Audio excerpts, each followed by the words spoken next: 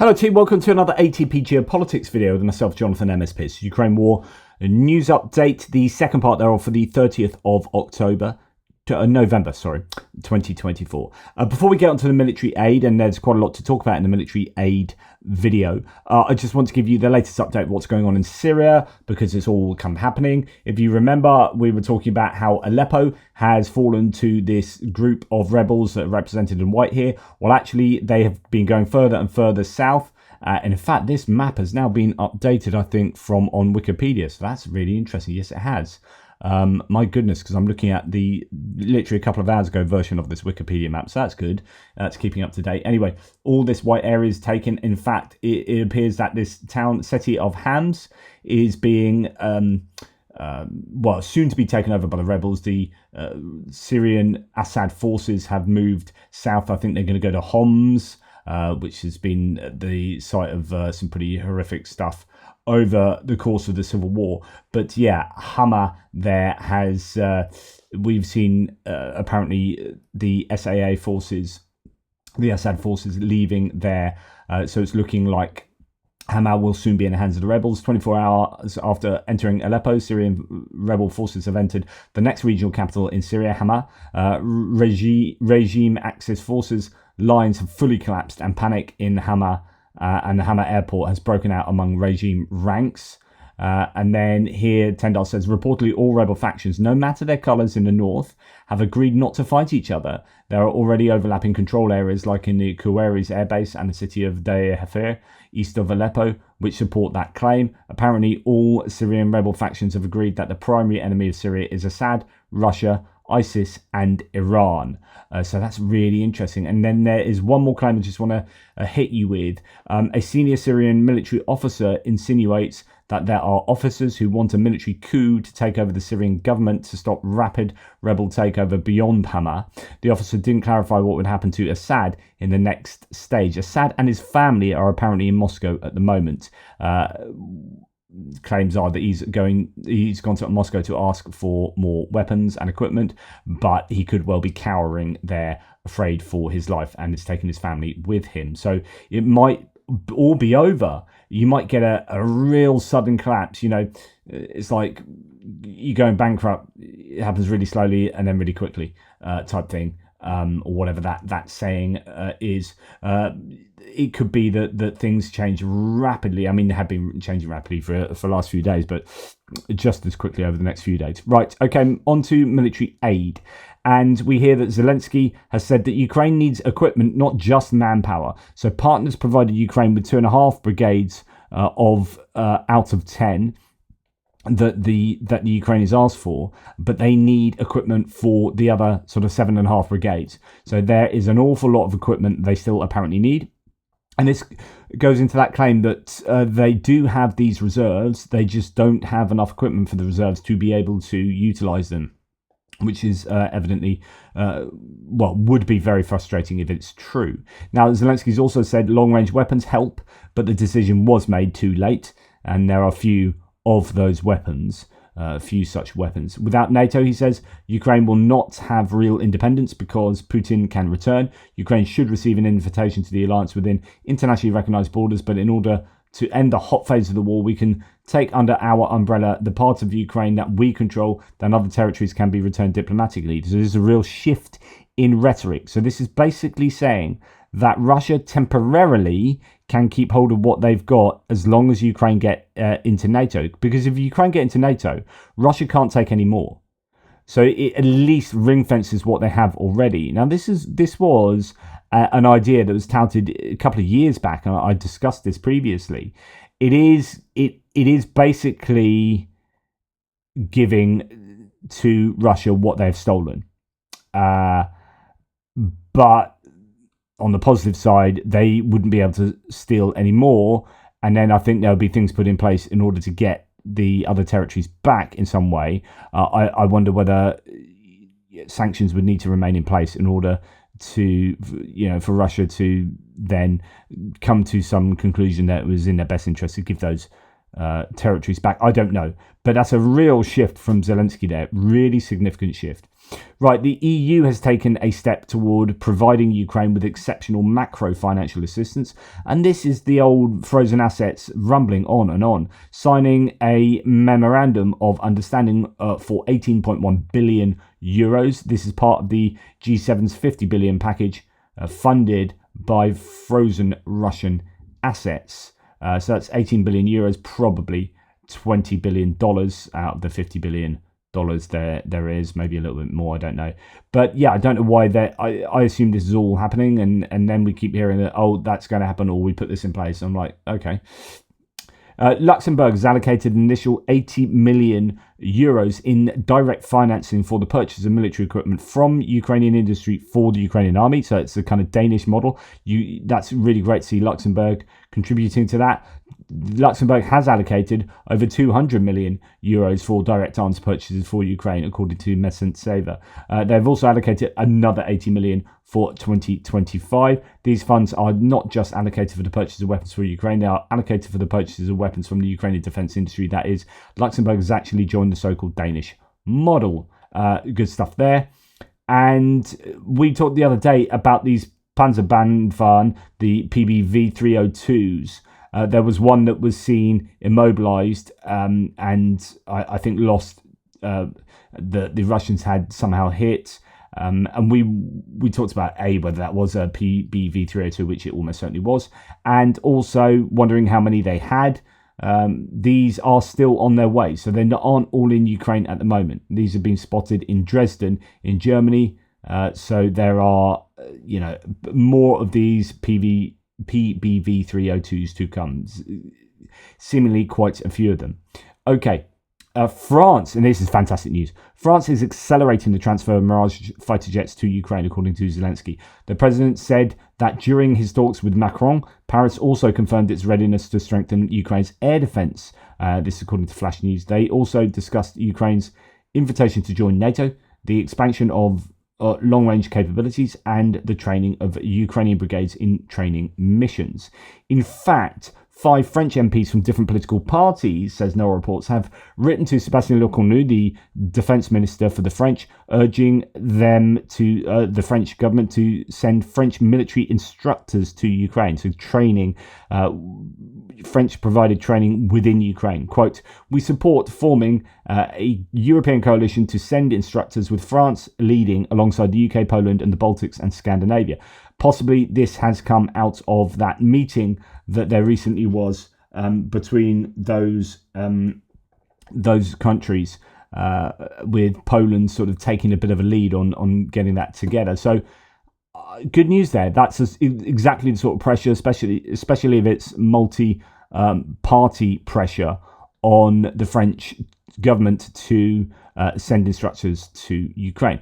Colby Babwa talks about how their construction is starting on Rheinmetall, so the German military concern, their new 155mm artillery ammunition plant in Baisogala in Lithuania. It will begin operating in mid-2026, producing both shell bodies and conducting load, assemble and pack. Tens of thousands of projectiles will be produced annually. Rheinmetall expects to produce over 1 million 155mm projectiles per year across all its operations globally by the end of 2026. I've been wondering about this because they must be, thinking, and this sounds horrible, but it's a shame that the war would come to an end. So say there was a peace that was sorted out by July this year. Well, sorry, not this year, this next year. July. So say July 2025, you've got peace. Then they'd be thinking, but we put all these things in place to provide, say, Ukraine with artillery ammunition long term. And now, it's not looking like we're going to get that return on the investment. This is a huge investment we're making.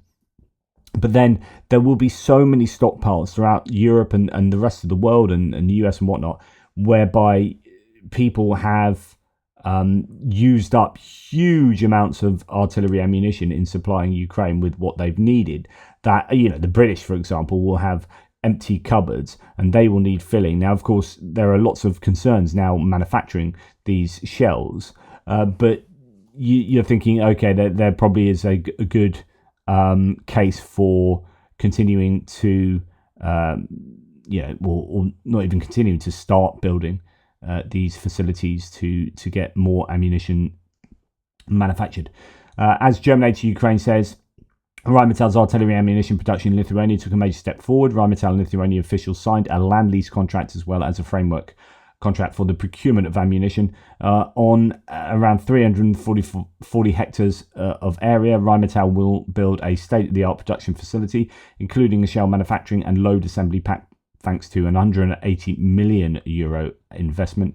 Factory is scheduled to be operational from mid-2026 and will produce several tens of thousands of 155mm shells a year, certainly to begin with. Okay, the first Ringtausch, so that's that kind of like backfilling arrangement between Czechia and Germany has now been completed, says German aid to Ukraine. Germany has delivered 14 Leopard 2A4 main battle tanks, ammunition and spare parts, as well as Bergepanzer 3 armoured recovery vehicles to the Czech armed forces, thereby compensating them for the delivery of 20 T-72 M1 main battle tanks to Ukraine. This is one of those things where you can be forgiven, I guess, for congratulating Czechia on something like that, but actually it's Germany that is yet again facilitating this taking place. The German federal state of Schleswig-Holstein will make about €500,000 available for the procurement of solar modules for Kherson, says German aid to Ukraine. Is someone listening to my videos? I've been banging on about this for years, about how the Ukrainians need to decentralize their energy system to give themselves independence so they can still keep things like schools and hospitals going because they've got solar panels, maybe some wind turbines here and there. If you have big central thermal power plants or hydroelectric plants, that's great.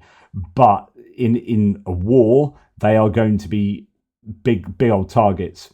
Russia's already taken out a huge proportion of the Ukrainian energy infrastructure. And if that was decentralized and localized much more, it would be very difficult for them to do it to the same effect. And as a result, I presume this is as a result of, it isn't just a kind of an environmental decision, but there's probably a strategic decision in here with regard to energy security. €500,000 going for solar modules in Kherson, announced by Minister President Daniel Günther during a joint press conference with Alexander Prokudin, governor of the Kherson Oblast. So good stuff there from that German region. Now, yesterday, the first of several commercial flights delivered about 200 pallets of winter gear for Ukrainian soldiers, according to the Canadian National Defence. Boxes included sleeping bags, thermals, boots and socks. These items will help save the lives of soldiers on the front line. So Canada providing some much needed equipment for the Ukrainians there. Finnish companies plan investments in Ukraine's recovery, said Ukraine's economy ministry. The entrepreneurs also aim to invest in Ukraine's energy, IT and agriculture sectors. So it's looking like Finland is getting very much involved in ideas of reconstruction. Good news there. President Biden says that hundreds of AMRAAMs, so those are air-to-air missiles, and PAC-3 MSEs have been delivered to Ukraine under the resequencing of FMS orders earlier this year. So that's foreign military sales orders earlier this year. So this is a quote from, I don't know what newspaper.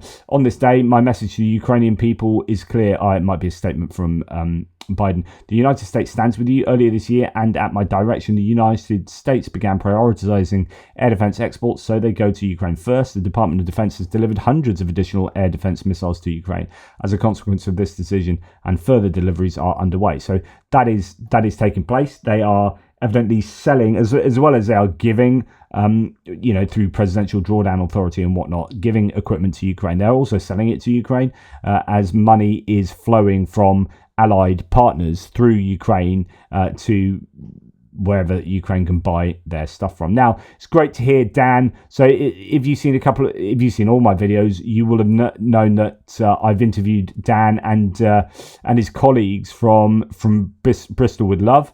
And they recently went out to the Romanian-Ukrainian border to deliver their latest vans of goods for Ukraine.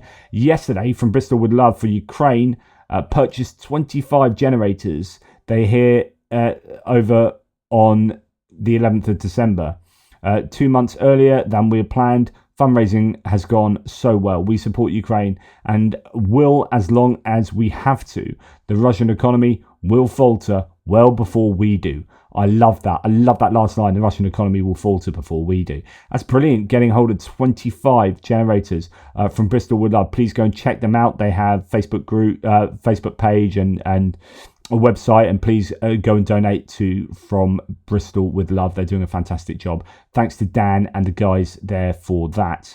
North Korean leader Kim Jong-un, so we're moving on to sort of Russian aid, vowed his country will invariably support, quote, Russia's war in Ukraine as he met Russia's defense chief. So we know that Belazov, the Russian defense minister, has been in Pyongyang last couple of days in North Korea, and he has evidently met with Kim Jong-un. Kim and Belazov reached a quite satisfactory consensus on boosting strategic partnership and defending each country's sovereignty. North Korea are there as a major ally of Russia, and it is deeply worrying. And it's not just troops and not just artillery ammunition. Here we have seen, we saw this morning, I referenced a video that showed a Bullseye 4 missile system, a North Korean one, getting taken out by the Ukrainians. So Ukraine destroys North Korean Bullseye 4 missile system in Kharkiv Oblast. This adds to mounting evidence of North Korean military hardware in Russian hands. And actually, we've seen a Bullseye hit a long time before that as well. So actually, I think they've been there for some longer time. And this kind of activity leads Josep Borrell from the EU, leads him to say, quote, North Korea has given Russia much more than Europe has been able to give the Ukrainians. Wow. And actually, 9 million artillery shells, 11,000 troops, possibly up to 100,000 as it stands, 62 multiple launch rocket systems, 62 self-propelled guns, and evidently some some anti-tank guided missile, I think, units, or whatever you want to call them, missile systems, the Bullseye 4. And that I think brings us almost to the end. We've just got one bit from Andrew Perpetua here, who's looked at some Russian drone usage. So it amuses me that a drone pilot who became famous for flying a Molniya drone is now using exclusively Privet drones. Privet is the main competitor of Molniya, shows the advancement of Russian drones over a 1-year time span. Privet on the left, Molniya on the right. So that's a Privet drone. They're using these, and you can see a lot of it's made from wood. It gives it much less of a footprint in the sky for radar.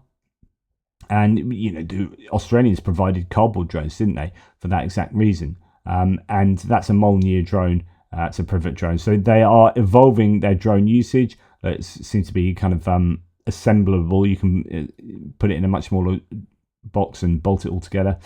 And this is a Molniya there that has been causing quite a bit of trouble for some time.